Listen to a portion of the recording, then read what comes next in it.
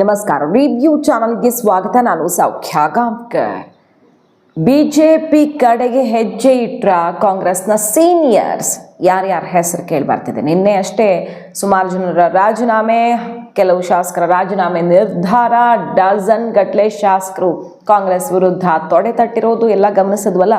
ಇದೆಲ್ಲ ತಾತ್ಕಾಲಿಕ, ಶಮನ ಮಾಡ್ತಾರೆ, ನಿಗಮ ಮಂಡಳಿ ಫಂಡು ಏನೋ ಒಂದು ಕೊಟ್ಟು ಸಮಾಧಾನ ಮಾಡ್ತಾರೆ. ಆದರೆ ಅಲ್ಲಿಗೆ ಮುಗಿದಿಲ್ಲ ಲೆಕ್ಕಾಚಾರ. ಸಿದ್ದರಾಮಯ್ಯನವರು ಸಿಡಿದಿದ್ದಾರೆ. ಯಡಿಯೂರಪ್ಪನವರು ಸ್ಟೈಲಲ್ಲಿ ಮೆಸೇಜ್ ಕೊಟ್ಟಿದ್ದಾರೆ. ಈಗ ಸಿದ್ದು ವೆರಿ ಇಂಟ್ರೆಸ್ಟಿಂಗ್ ಡೀಟೇಲ್ಸ್ ಇಡ್ತಾ ಹೋಗ್ತೀವಿ.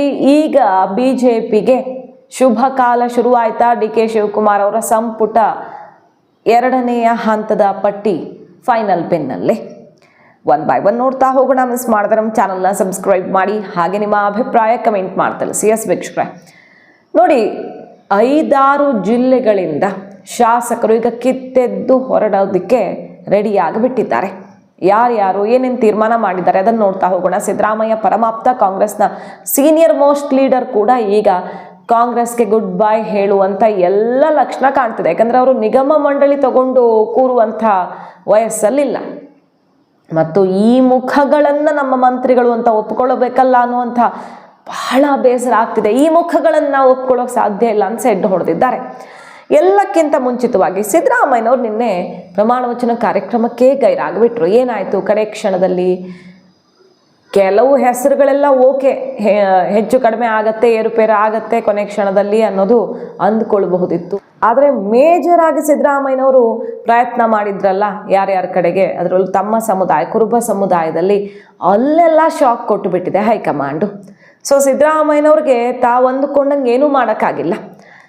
ಈ ಗಾಯತ್ರಿ ಶಾಂತೇಗೌಡ ಹೆಸರು ಪಟ್ಟಿಲಿ ಬಂದು ಆಮೇಲೆ ತೆಗೆದಿದ್ದಂತೂ ಬಹಳ ಆಶ್ಚರ್ಯಕ್ಕೆ ಕಾರಣ ಆಯಿತು. ಒಬ್ಬರು ಮಹಿಳಾ ರಿಪ್ರೆಸೆಂಟೇಷನ್ನು ಇಲ್ಲ, ಯಾರಿಗೂ ಕೊಟ್ಟಿಲ್ಲ. ಒಂದು ಉಳಿಸ್ಕೊಂಡಿದ್ದಾರೆ. ಸೊ ಅಲ್ಲಿ ಕೊಟ್ಟರೆ ಕೊಡಬಹುದು ಅನ್ನೋದೊಂದು ಚಾನ್ಸ್ ಇದೆ.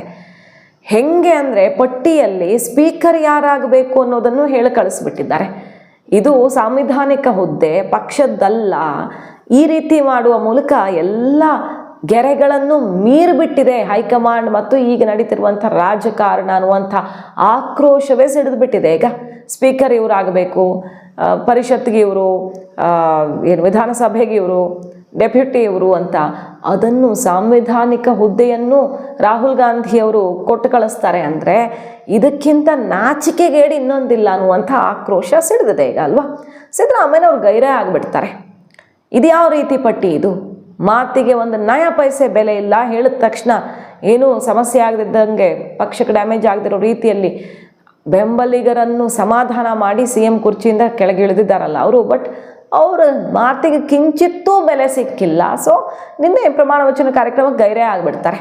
ಓಪನ್ ಆಗಿ ಗೊತ್ತಾಗಿದೆ ನೋಡಿ. ಅವರ ಪರಮಾಪ್ತರಾದ KN ರಾಜಣ್ಣವರ ಪುತ್ರ ರಾಜೇಂದ್ರ ಅವರು ಹೌದು ಅಸಮಾಧಾನ ಇದೆ ಅನ್ನೋದನ್ನು ಓಪನ್ ಆಗಿ ಹೇಳಿಬಿಟ್ಟಿದ್ದಾರೆ. ಸೊ ಯಡಿಯೂರಪ್ಪನವ್ರು ಏನು ಮಾಡ್ತಿದ್ರಲ್ಲ BJP ಹೈಕಮಾಂಡ್ಗೆ, ಅಂಥದ್ದೇ ಮೆಸೇಜನ್ನು ಈಗ ಸಿದ್ದರಾಮಯ್ಯನವರು ಕೊಟ್ಟಿರೋದು ವೆರಿ ಇಂಟ್ರೆಸ್ಟಿಂಗ್. ಕರ್ನಾಟಕ ರಾಜಕಾರಣದಲ್ಲಿ ಒಂದು ಮಹತ್ವದ ತಿರುವಿನಂತೆ ಕಾಣಿಸ್ತಿದೆ.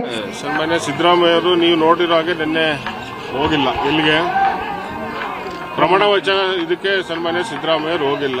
ಸೊ ಅವ್ರಿಗೂ ಎಲ್ಲ ಒಂದ್ ಕಡೆ ಬೇಸರ ಇರುತ್ತಲ್ಲ. ಅದೇ ರೀತಿ ರಾಜಣ್ಣವ್ರಿಗೂ ಇರುತ್ತೆ, ಬೇರೆ ಬೇರೆ ಮುಖಂಡರುಗಳು ಇರುತ್ತೆ. ಈಗ ಯಾರೇ ಕೇಳಿದ್ರು ಏನು ಹೇಳ್ತಾರೆ ಹೇಳಿ? ಸಿದ್ದರಾಮಯ್ಯನವರು ಔಟ್ಡೇಟೆಡ್, ಈಗ ಮುಗಿತವರು, ಚುನಾವಣಾ ರಾಜಕಾರಣದಿಂದ ಅವರೇ ಎಕ್ಸಿಟ್ ಆದ್ಮೇಲೆ ಇನ್ನೇನು ಮಾಡಕ್ ಸಾಧ್ಯ ಅಂತ. ಈಗ ಹೊಸ ಪಕ್ಷ ಕಟ್ಟೋದು ಅಥವಾ ಈಗ ಇನ್ನೇನೋ ಮಾಡೋದು ಆಗಲ್ಲ. ಆದರೆ ಚುನಾವಣೆ ಟೈಮಲ್ಲಿ ಇದೆಲ್ಲ ವರ್ಕೌಟ್ ಆಗುತ್ತೆ. ಸುಮಾರು ಕ್ಷೇತ್ರಗಳಲ್ಲಿ ಸ್ಪ್ಲಿಟ್ ಆಗಿಬಿಟ್ರೆ ಮತಗಳು, ಎಲ್ಲೆಲ್ಲಿ ಕಾಂಗ್ರೆಸ್ ಕೈ ಹಿಡಿತಾ ಇದ್ವು ಅಂತಹ ಕ್ಷೇತ್ರಗಳು ಕೈ ಜಾರಿಬಿಟ್ರೆ, ಎಲ್ಲ ಬೇಕಾಗಿಲ್ಲ ಒಂದಷ್ಟು ಕೈ ಜಾರಿಬಿಟ್ರೆ ಏನಾಯಿತು? ಕಳೆದ ಚುನಾವಣೆಯಲ್ಲಿ BJP ಭವಿಷ್ಯ ಯಡಿಯೂರಪ್ಪನವ್ರನ್ನ ಕಡೆಗಣಿಸಿ ಹೋಗಿದ್ದಕ್ಕೆ ದೊಡ್ಡ ಪೆಟ್ಟು ಬಿತ್ತು. ಈ ಮ್ಯಾಜಿಕ್ ನಂಬರ್ 10ಕ್ಕೂ ಬರೋಕ್ಕಾಗಿಲ್ಲ. BJP ಒತ್ತಾಡ್ತಾ ಇದ್ದಾರೆ ಈಗ. ಅಂಥದ್ದೇ ಒಂದು ಪರಿಸ್ಥಿತಿ ಕರ್ನಾಟಕದಲ್ಲಿ ಕಾಂಗ್ರೆಸ್ಗೆ ಎದುರಾಗತ್ತೆ ಅನ್ನುವಂಥ ಟ್ರೇಲರ್ ಔಟ್ ಆಗಿದೆ ಈಗ. ರಾಜೇಂದ್ರ ಅವ್ರ ಮಾತು ಕೇಳಿಸ್ಕೊಳ್ಳಿ, ಹಾಗೂ TB ಜಯಚಂದ್ರ ಅವ್ರ ಮಾತು ಕೇಳಿಸ್ಕೊಳ್ಳಿ. ಈ ಮುಖಗಳನ್ನು ನಾವು ಮಂತ್ರಿಗಳು ಅಂತ ಒಪ್ಕೊಳ್ಬೇಕಾ? ನಮ್ಮ ಕ್ಷೇತ್ರದ ಜನ ತುಂಬ ಬುದ್ಧಿವಂತರು, ಪಕ್ಷೇತರವಾಗಿ ಗೆಲ್ಲಿಸಿಯೂ ಗೊತ್ತು.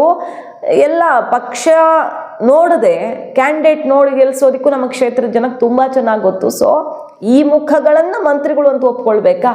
ಸಾಧ್ಯವೇ ಇಲ್ಲ, ನಮ್ಮ ತೀರ್ಮಾನ ತಗೊಳ್ತೀವಿ ಇವತ್ತು ನಮ್ಮದು ಅಂತ ಹೇಳ್ತಿದ್ದಾರೆ. ಸೊ ಟಿ ವಿ ಜಯಚಂದ್ರ ಅವರು ಏನೋ ಒಂದು ಬಿಗ್ ಸ್ಟೆಪ್ ತಗೊಳ್ಬಹುದು, ಯಾಕಂದರೆ ಅವರು ಫಂಡು, ನಿಗಮ ಮಂಡಳಿ ಅದನ್ನೆಲ್ಲ ನೆಚ್ಕೊಂಡು ಕೂರುವಂಥ ವಯಸ್ಸಲ್ಲ ಅವ್ರದ್ದೀಗ. ಪಕ್ಷದಲ್ಲಿ ಹಿರಿಯರಿದ್ದಾರೆ, ಅನುಭವಿ ಇದ್ದಾರೆ, ಅದಕ್ಕೆಲ್ಲ ತೃಪ್ತಿ ಪಟ್ಟುಕೊಳ್ಳುವಂತಹ ಪರಿಸ್ಥಿತಿಯೇ ಇಲ್ಲ ಅನ್ನುವಂಥ ಬಿಗ್ ಮೆಸೇಜ್ ಕೊಟ್ಟು ಸೆಡ್ ಹೊಡೆದಿದ್ದಾರೆ. ಈ ಮಗುಗಳು ನೋಡ್ಕೊಂಡು ನಮ್ಮ ಮಂತ್ರಿಗಳು ಅಂತ ಹೆಂಗ್ ಕರೆಯೋದಪ್ಪ ಅಂತ ಅನಿಸ್ಬಿಟ್ಟಿದೆ. ನನ್ನನ್ನು ಸ್ವತಂತ್ರವಾಗೂ ಕೂಡ ಗೆಲ್ಲಿಸಿ ನನ್ನ ಎದುರು ನಿಂತವ್ರಿಗೆ ಯಾರಿಗೂ ಡಿಪಾಸಿಟ್ ಬರಲಿಲ್ಲ, ಆ ರೀತಿಯಾಗಿ ಚುನಾವಣೆ ಮಾಡಿದ. 2 ಸಲ ಗೆದ್ದವರಿಗೆ 1 ಸಲ ಗೆದ್ದವರಿಗೆ ಸ್ಥಾನಮಾನ ಕೊಡ್ತಾ ಇದ್ದಾರೆ. ನಾನು ಪ್ರಾಮಾಣಿಕವಾಗಿ 30-40 ವರ್ಷದಿಂದ ಕಾಂಗ್ರೆಸ್ನಲ್ಲಿ ನಿಷ್ಠೆಯಿಂದ ಪ್ರಾಮಾಣಿಕತೆಯಿಂದ ದುಡಿತಾ ಇದ್ದೀನಿ. ಹಿಂದೆ ಬಿಜೆಪಿ ಸರ್ಕಾರ ಇದ್ದಾಗ ನನಗೆ 50 ಕೋಟಿ ದುಡ್ಡು ಮಂತ್ರಿಗಿರಿ ಕೊಡ್ತೀನಿ ಅಂತ ಹೇಳಿದ್ರು, ನಾನು ಹೋಗ್ಲಿಲ್ಲ. ಪಕ್ಷದ ನಿಷ್ಠೆಗೋಸ್ಕರ ಪಕ್ಷಕ್ಕೆ ಪ್ರಾಮಾಣಿಕವಾಗಿದ್ದೀನಿ. ಇವತ್ತು ನನ್ನಂತರ ಒಬ್ಬ ಸಾಮಾನ್ಯ ವ್ಯಕ್ತಿಗೆ 4 ಬಾರಿ ಗೆದ್ದಂತರಿಗೆ ಈ ಥರ ಮೋಸ ಮಾಡಿದ್ರೆ ಇದು ಸಾಮಾನ್ಯ ಜನರಿಗೆ, ಕಾರ್ಯಕರ್ತರಿಗೆ ಏನು ಇವರು ಗುರುತಿಸ್ತಾರೆ? ರಾಜೀನಾಮೆ ಕೊಡೋರು ಇವೆಲ್ಲ ರಾಜಕೀಯದಲ್ಲಿ ನಡೀತಾ ಇರೋದು. ರಾಜೀನಾಮೆ ಕೊಡೋರ ಬಗ್ಗೆ ಯಾರು ತಡೆಯಕ್ಕಾಗಲ್ಲ. ಪಾರ್ಟಿ ಬೇಕು, ಅವ್ರಿಗೂ ಭವಿಷ್ಯ ಬೇಕು ಅಂತಂದ್ರೆ ಪಕ್ಷ, party is very much important. ಯಾರು ರೆಸಿಗ್ನೇಷನ್ ಕೊಟ್ಟರೆ within few minutes I am going to accept. ಇದು ಯಾವ ರೀತಿ ಅನ್ಯಾಯ ಪಕ್ಷದಲ್ಲಾಗಿರೋದು, ಮಾತು ಕೊಟ್ಟು ಈ ರೀತಿನೂ ತಪ್ಪೋಕೆ ಸಾಧ್ಯನಾ ಅಂತ. ಸೊ ಸಿದ್ದರಾಮಯ್ಯನವ್ರ ಮಾತಿಗೆ ನಯಾ ಪೈಸೆ ಬೆಲೆ ಕೊಟ್ಟಿಲ್ಲ ಹೈಕಮಾಂಡ್ ಅನ್ನೋದು ಈಗ ಆಕ್ರೋಶಕ್ಕೆ ಕಾರಣ ಆಗಿದೆ. ನೋಡಿ, ಒಂದೊಂದು ಕಡೆ ಒಬ್ಬೊಬ್ಬರ ಮಾತುಗಳನ್ನು ಕೇಳಿಸ್ಕೊಳ್ಳಿ. ಕೋಲಾರ, ಬಂಗಾರಪೇಟೆ ನಾರಾಯಣ ಸ್ವಾಮಿ ಅವ್ರು ತಗೊಳ್ಳಿ, ಮತ್ತು ಅಲ್ಲಿ ಎಸ್.ಎನ್. ನಾರಾಯಣ ಸ್ವಾಮಿ ಅವರು, ಹಾಗೆ ನಂಜೇಗೌಡರು, ಸುಬ್ಬಾರೆಡ್ಡಿ ಅವರು, ಕೊತ್ತೂರು ಮಂಜುನಾಥ್ ಇವರದ್ದೆಲ್ಲ ಅವ್ರು ಹೇಳ್ತಾರೆ 90% ಸ್ವಂತ ಬಲ, 10% ಅಷ್ಟೇ ಪಕ್ಷದ ಬಲ. ನಾವೆಲ್ಲ ಗೆದ್ದಿದ್ದು ಇಲ್ಲಿ ಪಕ್ಷದ ಬಲದಿಂದಲ್ಲ, ಯಾವ ಹೈಕಮಾಂಡ್ಗಲ್ಲ ನಾವು ವಿನ್ ಆಗಿದ್ದು, ಬದಲಾಗಿ ಸ್ವಂತ ಬಲದಿಂದ. ನೆನಪಿಟ್ಕೊಳ್ಳಿ, ಹುಷಾರ್, ಇವತ್ತು ಒಂದು ದೊಡ್ಡ ತೀರ್ಮಾನ ಆಗತ್ತೆ ಅಂತ ಹೇಳ್ತಿದ್ದಾರೆ. ಸೊ 4-6 MLAಗಳು ಅಲ್ಲಿ ತಗೊಂಡ್ಬಿಟ್ಟಿದ್ದಾರೆ ನಿರ್ಧಾರನ. ನಿಮಗೆ ಕುರುಡು ಮಲೆಗೆ ಬಂದು ಕೈ ಮುಕ್ಕೊಂಡು ಹೋಗೋಕ್ಕಷ್ಟೇ ನಮ್ಮ ಜಿಲ್ಲೆ ನೆನಪಾಗತ್ತೆ. ಒಂದು ಮಿನಿಸ್ಟರ್ ಕೊಡದ ಪರಿಸ್ಥಿತಿ ಬಂತ, ಜಿಲ್ಲೆಗೆ ಮಹಾ ಅನ್ಯಾಯ ಆಗಿದೆ, ಇದಕ್ಕೆ ತಕ್ಕ ಉತ್ತರ ಕೊಡ್ತೀವಿ ಅಂತ ಒಂದು ದೊಡ್ಡ ಸ್ಟೆಪ್ ತಗೊಳಕ್ ಮುಂದಾಗ್ತಿದ್ದಾರೆ. ಯಾವ ನಿಗಮನೂ ಬೇಕಾಗಿಲ್ಲ, ಯಾವ ಮಂಡಳಿನೂ ಬೇಕಾಗಿಲ್ಲ ಅಂತ. ಈ ಕಡೆ ಭದ್ರಾವತಿ ಸಂಗಮೇಶ್ ಅವರು 50 ಕೋಟಿ ಜೊತೆಗೆ ಮಂತ್ರಿಗಿರಿ ಆಫರ್ ಬಂದಿತ್ತು ಬಿಜೆಪಿಯಿಂದ, ಅದನ್ನು ತಿರಸ್ಕರಿಸಿ ನಾನು ಇಲ್ಲಿ ಪಕ್ಷದ ನಿಷ್ಠಾವಂತನಾಗಿ ಕೂತಿದ್ದಕ್ಕೆ ತಕ್ಕ ಶಾಸ್ತಿ ಆಯಿತು. ನಮ್ಮ ತೀರ್ಮಾನ ಇವತ್ತು ಅಸಮಾಧಾನ, ನಾನು ಒಬ್ಬನೇ ಅಲ್ಲ, ಅವ್ರು ಹೇಳ್ತಿರೋದು ವೆರಿ ಇಂಟ್ರೆಸ್ಟಿಂಗ್ ಸ್ಟೆಪ್ ಅವ್ರು ತಗೊಳ್ತಿರೋದು, ಕುತೂಹಲಕ್ಕೆ ಕಾರಣ ಆಗಿರೋದು. ನಾನು ಒಬ್ಬನೇ ಅಲ್ಲ, ಇವತ್ತು ಅಸಮಾಧಾನಿತ ಶಾಸಕರು ಎಲ್ಲರೂ ಇಲ್ಲಿರ್ತಾರೆ, ಒಂದು ದೊಡ್ಡ ತೀರ್ಮಾನ ಆಗುತ್ತೆ ಅಂತ. ಸೊ ಒಂದೊಂದು ಕಡೆಗೂ ಒಂದೊಂದು ಗುಂಪು ರೆಡಿ ಆಗಿದೆ. ಡಜನ್ ಇತ್ತು ನಿನ್ನೆ, ಈಗ 2 ಡಜನ್ ಆಗಿದೆ. 20 ಶಾಸಕರಿಗೂ ಅಧಿಕ ಸಂಖ್ಯೆಯಲ್ಲಿ ಅಸಮಾಧಾನ ಸ್ಫೋಟವಾಗಿದೆ. ಕೆಲವರನ್ನ ಖಂಡಿತವಾಗಿಯೂ ನಿಗಮ ಮಂಡಳಿ ಫಂಡ್ ಮೂಲಕ ಸಮಾಧಾನ ಮಾಡ್ತಾರೆ, ಅದೆಲ್ಲ ತಮಗೆ ಇಂಪಾರ್ಟೆನ್ಸ್ ಸಿಗಲಿ ಅಂತ ಪ್ರೊಟೆಸ್ಟ್ ಮಾಡ್ತಿರ್ತಾರೆ, ಬೇಜಾರಾಗಿದೆ ಅಂತೆಲ್ಲ ಮಾತಾಡ್ತಿರ್ತಾರೆ. ಬಟ್ ಕೆಲವರದ್ದು ಹಂಗಲ್ಲ. ಕೆಲವರಿಗೆ ಈಗ ಪ್ರತಿಷ್ಠೆಗೆ ಪೆಟ್ಟು ಬಿದ್ದಿದೆ, ಕೆಲವರಿಗೆ ರಾಜಕೀಯ ಭವಿಷ್ಯವೇ ಅಲ್ಲೋಲ ಕಲ್ಲೋಲ ಅಂತ ಅನಿಸ್ತಿದೆ. ಇಷ್ಟೆಲ್ಲ ನಿರಂತರವಾಗಿ ಗೆದ್ದು ಇದು ಲಾಸ್ಟ್ ಚಾನ್ಸು ಅನ್ನೋ ಥರ ಇದ್ದವರು ಈ ಸಲ ಯಾರು ಪಡ್ಕೊಂಡಿಲ್ವಲ್ಲ ಅವರು ದಾರಿ ಹಿಡಿಬೇಕಾಗತ್ತೆ ಅನ್ನೋ ಪರಿಸ್ಥಿತಿ ಕೂಡ ಕಾಣಿಸ್ತಾ ಇದೆ. ಹಾಗಾಗಿ ಈಗ ಕರ್ನಾಟಕ ಕಾಂಗ್ರೆಸ್ಸಲ್ಲಿ ಸಿದ್ದರಾಮಯ್ಯನವರ ಅಸಲಿ ಆಟ ಶುರುವಾಗತ್ತಾ ನೋಡಿ. ಒಂದು ಕಡೆ ಮಂತ್ರಿ ಆಗದವರು, ಇನ್ನೊಂದು ಕಡೆ ಮಂತ್ರಿ ಆಗಿರೋರ ಪೈಕಿ ಜಮೀರ್ ಅವ್ರನ್ನ ಡಿ ಕೆ ಶಿವಕುಮಾರ್ ಅವರು ವಿಶ್ವಾಸಕ್ಕೆ ತಗೊಂಡ್ರೆ, ಅವ್ರೇನಾದರೂ ನಿಷ್ಠೆ ತೋರಿಸಿದ್ರೆ ಡಿ ಕೆ ಶಿವಕುಮಾರ್ ಅವ್ರ ಜೊತೆ, ಆಗ ಸಿದ್ದರಾಮಯ್ಯನವ್ರಿಗಿಂತ ದೊಡ್ಡ ಬಲ ಡಿ ಕೆ ಕೈ ಸೇರಿದಂಗೆ ಆಗುತ್ತೆ. ಬಟ್ ಇದು ಆ ಭಿನ್ನಾಭಿಪ್ರಾಯ ಹಾಗೇ ಮುಂದುವರ್ಕೊಂಡು ಹೋದರೆ ಸತೀಶ್ ಜಾರಕಿಹೊಳಿ ಇರಸು ಮುರುಸಲ್ಲಿರೋರು ಅವರ ಜೊತೆಗೆ ಜಮೀರ್ ಅವರು ಸೇರಿದಂಗೆ ಆಗುತ್ತೆ. ಈಗ ಸಂತೋಷ್ ಲಾಡ್ ಅವರು ಈಗ ಮಿನಿಸ್ಟರ್ ಆಗ್ತಿದ್ದಾರೆ, ಫಸ್ಟ್ ಪಟ್ಟಿಲ್ ಅವ್ರ ಹೆಸರು ಇರಲಿಲ್ಲ, ಅದೆಲ್ಲ ಬೇಸರ ಇದೆ. ಸೊ ಎಲ್ಲ ಕಡೆ ಚೆಕ್ಮೇಟ್ ಇಟ್ಟಿದ್ದಾರೆ ಡಿ ಕೆ ಶಿವಕುಮಾರ್ ಅವರು. ಸಹಕಾರಿ ಸಚಿವರನ್ನಾಗಿ ಸೌದಿ ಅವ್ರನ್ನ ಕೂರಿಸ್ಬಿಟ್ರೆ ಬೆಳಗಾವಿಯಲ್ಲಿ ರಣತಾಂಡವ ಶುರುವಾಗುತ್ತೆ. ಇಬ್ಬರು ಘಟಾನುಘಟಿಗಳ ನಡುವೆ ಬಹಳ ದೊಡ್ಡ ಮಟ್ಟದ ಸಮರ ಶುರುವಾಗುತ್ತೆ, ನಾನಾ ನೀನಾ ಜಿಲ್ಲೆ ಮೇಲೆ ಹಿಡಿತಕ್ಕೆ. ಸೊ ಸತೀಶ್ ಜಾರಕಿಹೊಳಿ ಅವ್ರಿಗೆ ಚೆಕ್ಮೇಟ್ ಆಯಿತು. ಇಲ್ಲಿ ರಿಜ್ವಾನ್ ಅರ್ಷದ್ ಮೂಲಕ ಜಮೀರ್ ಅಹಮದ್ ಖಾನ್ ಅವರು ತನ್ನ ಜೊತೆಗಿದ್ರೂ ಕೂಡ ನೀವೇ ಎಲ್ಲ ಅಲ್ಲ ಅನ್ನೋ ರೀತಿಯಲ್ಲಿ ಚೆಕ್ಮೇಟ್ ಇಟ್ಟೇ ಬಿಟ್ಟಿದ್ದಾರೆ. ಸೊ ಎಲ್ಲ ನಾಯಕರುಗಳಿಗೂ ಕೂಡ ಈಗ ಒಂಥರ ನುಂಗಲಾರ್ದ ತುತ್ತಾಗಿದೆ ಇವೆಲ್ಲ ಬೆಳವಣಿಗೆಗಳು. ಹರಿಪ್ರಸಾದ್ ಅವ್ರಿಗೆ ಅವ್ರ ಅಧ್ಯಕ್ಷರಿದ್ದಾರೆ, ಸಮುದಾಯದ ಬಲ ಅವರೊಂದು ಶಕ್ತಿ ಕೇಂದ್ರ ಆಗೋಕ್ಕಿಂತ ಮುಂಚೆನೆ ಮಧು ಬಂಗಾರಪ್ಪ ಅವರ ಎಂಟ್ರಿ ಆಗೇ ಬಿಟ್ಟಿದೆ. ಸೊ ಎಲ್ಲ ಕಡೆ ಬ್ಯಾಲೆನ್ಸ್ ಮಾಡೋದಕ್ಕೆ ಡಿ ಕೆ ಶಿವಕುಮಾರ್ ಅವರು ಭರ್ಜರಿ ಪ್ರಯತ್ನನೇ ಮಾಡಿದ್ದಾರೆ. ಇದು ಈಗ ಪಕ್ಷದ ಒಳಗಡೆ ಈಗ ತಕ್ಷಣಕ್ಕದು ಏನೂ ಗೊತ್ತಾಗಲ್ಲ. ಈಗ ನಡ್ಕೊಂಡು ಹೋಗ್ತಿರತ್ತೆ, ರಾಜೀನಾಮೆ ಕೊಡ್ತೀನಿ ಅಂದವರೆಲ್ಲ ಕೊಟ್ಟೇ ಬಿಡ್ತಾರೆ ಅಂತ ಹೇಳಕ್ಕೂ ಆಗಲ್ಲ.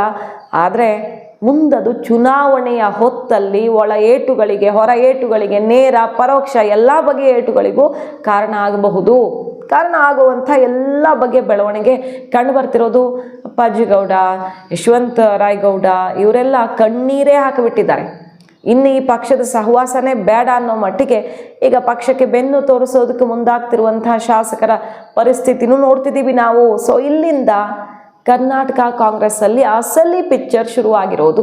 ಇನ್ನು ಮುಂದೆ ಹೊರಗಡೆ ಎಲ್ಲ ನಾರ್ಮಲ್ ಅಂತ ಅನಿಸಿದ್ರು ಒಳಗಿಂದೊಳಗೆ ಏನಾಗ್ತಿದೆ, ಎಷ್ಟು ಶಾಸಕರು ಕುದೀತಿದ್ದಾರೆ, ಸಿದ್ದರಾಮಯ್ಯನವರು ಯಡಿಯೂರಪ್ಪ ಮಾಡೆಲಲ್ಲಿ ಯಾವ ಆಪರೇಷನ್ ಶುರು ಮಾಡ್ತಾರೆ, ಇವೆಲ್ಲ ಕಾದು ನೋಡಬೇಕಾಗಿರೋದು.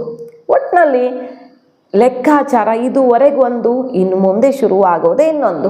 ಮಾಹಿತಿ ಇಷ್ಟ ಆಗಿದ್ರೆ ಮಿಸ್ ಮಾಡಿದ್ರೆ ನಮ್ಮ ಚಾನಲ್ನ ಸಬ್ಸ್ಕ್ರೈಬ್ ಮಾಡಿ, ನಿಮ್ಮ ಅಭಿಪ್ರಾಯ ಕಮೆಂಟ್ ಮಾಡಿ ತಿಳಿಸಿ. Thank you.